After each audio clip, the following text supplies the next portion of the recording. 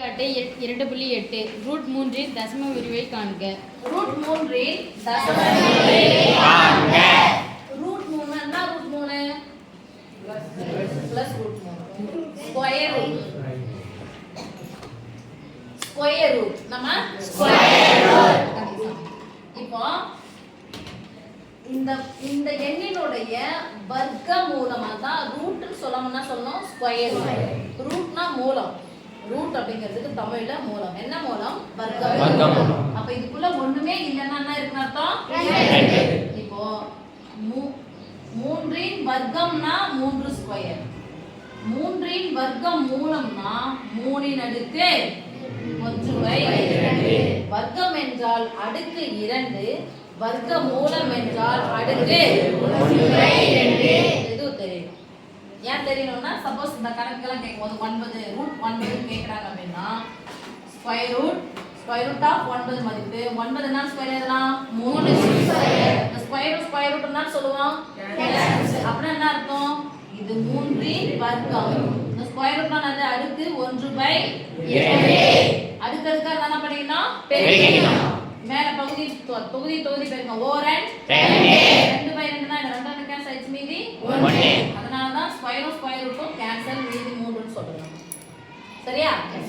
சரி. அப்ப வர்க்க மூலம் என்றால் அடுக்கு 1/3. இந்த உள்ள மூலத்துல ஒண்ணுமே இல்லன்னா என்ன இருக்குன்னு அர்த்தம்? 2. ரூட் 4க்கு மதிப்பு தெரியும். ஸ்கொயர் ரூட் ஆஃப் 4 இன் மதிப்பு equal to square root of 2 square. Square ரூட்டும் கேன்சல் ஈக்குவல் டு 2. அப்ப ஸ்கொயர் ரூட் ஆஃப் 4 இன் மதிப்பு 2. 2 இன் வர்க்கம் 4. 4 இன் வர்க்கமூலம் 2. ஆனா 3க்கு நமக்கு தெரியாது. அப்ப எப்படி மிஸ் கண்டுபிடிக்க போறோம்னா என்ன வகுத்தல் முறையை பயன்படுத்த போறோம்னா நீள் வகுத்தல் முறை. டா வகுத்தல் முறை இல்ல, நீள் வகுத்தல் முறை.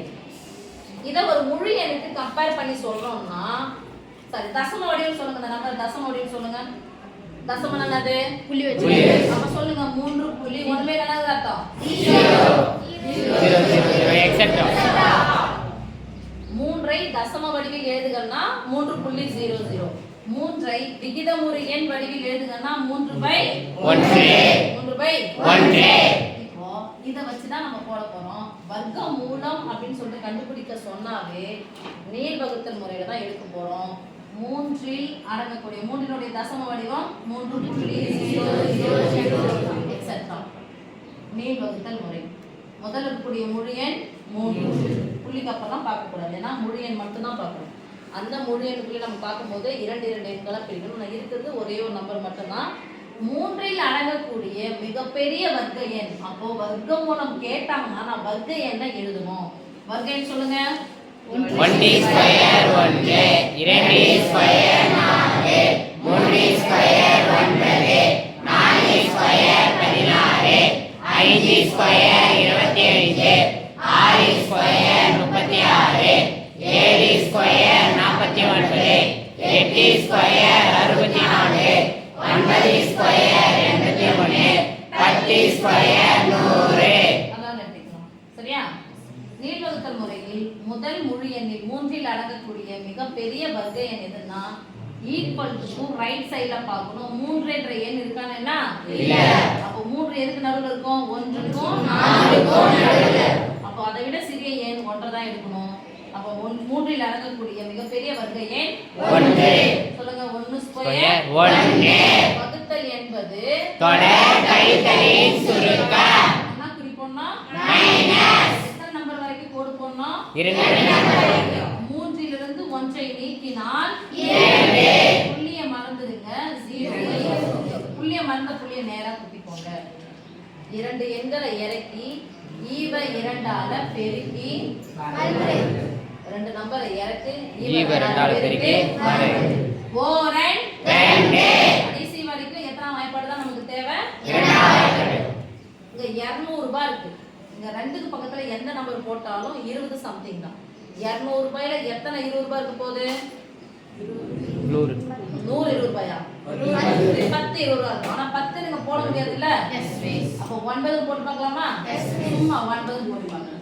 இந்த 9 கணக்கு பண்ணா 29 கணக்கு பண்ணா பக்கத்துல கூடிய 10 என்னது? 30.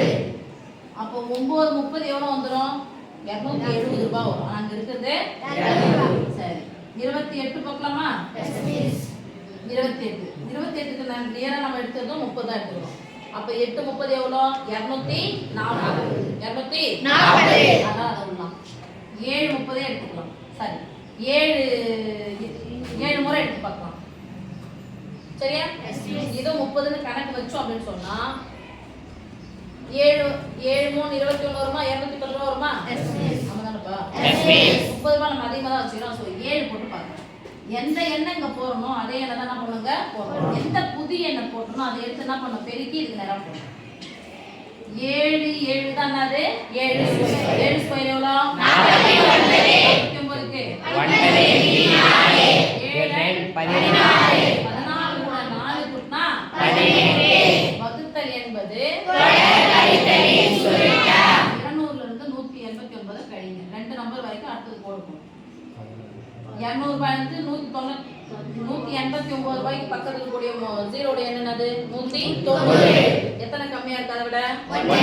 1 எக்ஸ்ட்ரா கழிச்சு 1 எக்ஸ்ட்ரா கூட்டிக்கலாமா? 200ல இருந்து 190 ரூபாய் போயிடுச்சா? மீதி 10 ரூபாய். 1 எக்ஸ்ட்ரா கழிச்சிருக்கோம். எக்ஸ்ட்ரா கூட்டிக்கோங்க. 12 கழிக்கிறோம். 2 எண்களை இறக்குறோம். ஈவ 2ஆல பெருக்குறோம். ஃபர்ஸ்ட் 7 பெருக்குற அதுக்கப்புறம் போறோம். 7 14க்கு 4 மீதி 1 4 2 2 1 3 அதாவது டபுள் ஆக்கணும் வேற ஒண்ணும் இல்ல.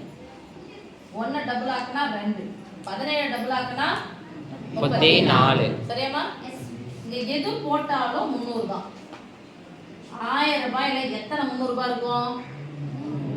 சொல்ல மாட்டேங்கிறீங்களே. 3 300